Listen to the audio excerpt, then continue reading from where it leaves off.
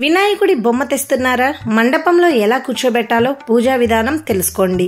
ప్రతి సంవత్సరం భాద్రపద మాసంలో శుక్లపక్ష చవితి రోజున వినాయక చవితి పండుగను నిర్వహిస్తారు. ఆ వినాయకుని అనుగ్రహం ఉంటే అన్ని విజయాలే లభిస్తాయి. వినాయక చవితి నాడు ఉత్సవాల్లో పెద్దలతో పాటు పిల్లలు కూడా ఉత్సాహంగా పాల్గొంటారు. అయితే వినాయక చవితి నాడు ఆ స్వామివారిని ఎలా ఆరాధించాలో తెలుసుకుందాం. ముందుగా మట్టితో తయారు చేసిన గణపతిని ఇంటికి తీసుకువచ్చి ఒక పీటపై తెలుపు లేదా ఎరుపు లేదా ఆకుపచ్చ రంగు వస్త్రం పరుచుకొని ఆ వస్త్రంపై బియ్యం పోసి ఆ మట్టి గణపతిని స్థాపన చేసుకోవాలి. స్వామివారికి ఎదురుగా ఒక టెంకాయ వస్త్రం కలిపి కలశం ఏర్పాటు చేసుకోవాలి. అందులో బియ్యం లేదా నీరు పోసుకోవాలి. 3, 5 లేదా 9 రోజుల పాటు ఏర్పాటు చేసుకొని ఆ గణపతిని ఆవాహన చేసుకోవాలి. అదే విధంగా పాలవెల్లి ఏర్పాటు చేసుకొని దానికి మామిడి ఆకులు, చెరుకు గడలు, జామ పండ్లు, దానిమ్మ ఇతరత్ర పండ్లు దానికి కట్టాలి. ఆ స్వామి వారికి 21 పత్రాలు సమర్పించాలి. ఓం గణేశాయ నమః అంటూ సూక్ష్మ విధానంతోనే ఈ పత్రాలను గణపతికి సమర్పించాలి.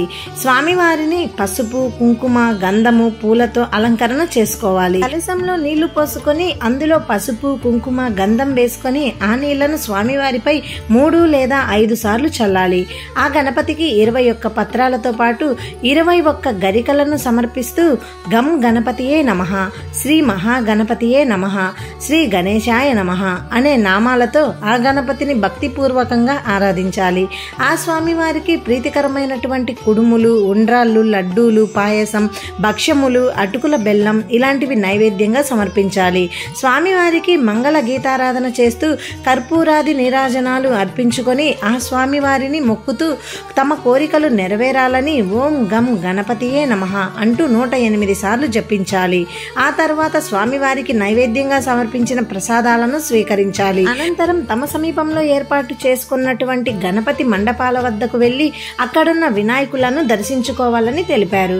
ఇలా స్వామివారిని చవితి రోజు ఆరాధించడం ద్వారా విద్య, ఉద్యోగం, కోరిన కోరికలు నెరవేరుతాయని జ్యోతిష్యులు తెలియజేశారు.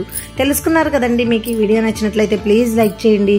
ఇలాంటి మరెన్నో మంచి వీడియోస్ కోసం మన ఛానల్ని సబ్స్క్రైబ్ చేయండి. మరో మంచి వీడియోతో మళ్ళీ కలుద్దాం. Thank you for watching.